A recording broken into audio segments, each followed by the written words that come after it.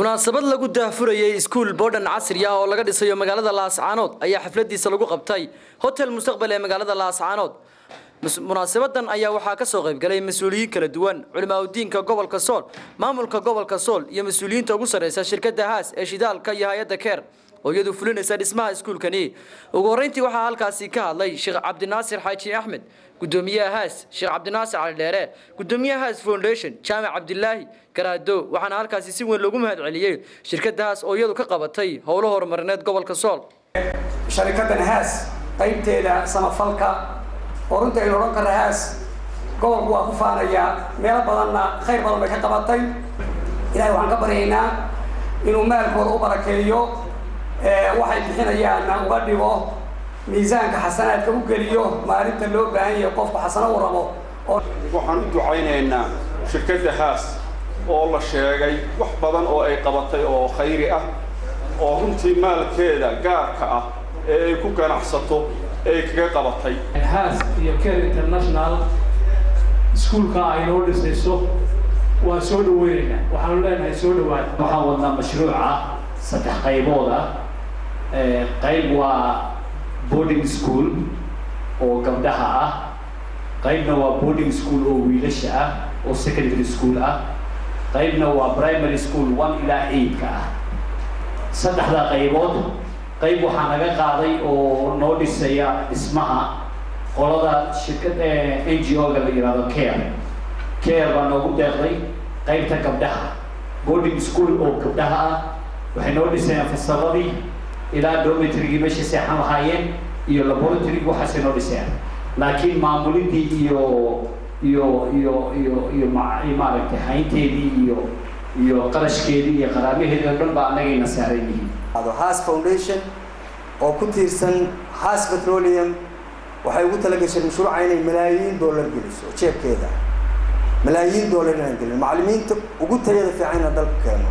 geesta kale waxaa dhagax dhig lagu sameeyay saaka xarunta dhismaha iskoolka boodhanka ah kaas oo ka koobnaan doona qaybaha wiilasha gabdhaha. geesta kalena waxa uu yeelan doonaa iskuul hoose dhexe. waxaana dhagax dhigan ka hadlay mas'uuliyiin ay ka mid yihiin wasiirka wasaaradda waxbarashada Faarax Cilmi Geedoole, wasiirka howlaha guud iyo gaadiidka Cabdirasaaq Khaliif Axmed, gudoomiyaha xogeenka koowaad ee baarlamaanka Soomaaliland Baashe Maxamed Faarax iyo maamulka gobolka Sool ugu horeeyo barasaabka gobolka Sool Yaasiin Maxamed Shide. waxaana halkaasi dhagax dhigay mas'uuliyiinta shirkadda Haas. aad iyo aad ayaan ugu mahadnaqaynaa shirkadda iyo hay'adda xad weyn oo ah hay'ad Care ahaan maanta in ay nagala qayb galayaan dhismihii iskuulada aan awalba wadnay.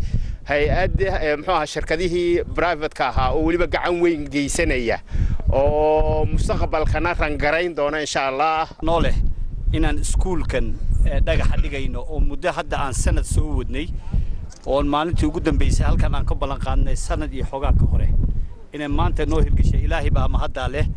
mid kale waxaan u mahadnaqayaa raggan dhalinyarada ah oo Care maamusha oo aad iyo aad noo soo gurmaday markaan fikradda ula tagay inaan iskuulka aan dhisno oo maaragtay iskuulkana managementkiisa aan hayn doono oo maamulkiisa iyo nidaamkiisa iskuul tayo leh aan ka dhigi doono. waxaan rabnaa iskuul magac leh inaan sheekh iyo magacyada iskuulada waaweynaa inaan la tartanaan rabnaa. kambaniga Haas oo ka faa'iideeyay aqligiisii iyo maalkiisii si ihsaannimo isagoo Ilaahay ugu dhawaanaya kaashadayna hay'adda Care inoo dhisaya iskuulkan arkaysaan ee inamada iyo habluba galayaan. waa barnaamij aad u weyn waxtarna u leh gobolka iyo dadka iyo deegaanka waxtar u leh. waxa uu waliba qiimo gaar ah u sii leeyahay. waxaad moodaa xiliyadan dambe in tacliintii tayadeeda ay hoos u socoto.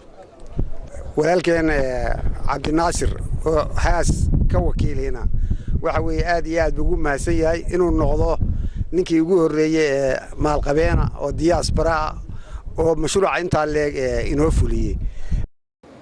waxaana halkaasi dhagax dhigay mas'uuliyiinta shirkadda shidaalka gaar ahaan qaybteeda samafalka ee Haas Foundation iyo hay'adda iyadu fulinaysa dhismahaasi ee Care. shirkaddan maxalliga ah ee Haas Petroleum ayaa iyadu ka shaqeysa inta badan hirgelinta mashaariicda horumarineed oo ay ugu horeyso waxbarashadu. Mukhtaar Cabdi Jaamac Star TV Laascaanood.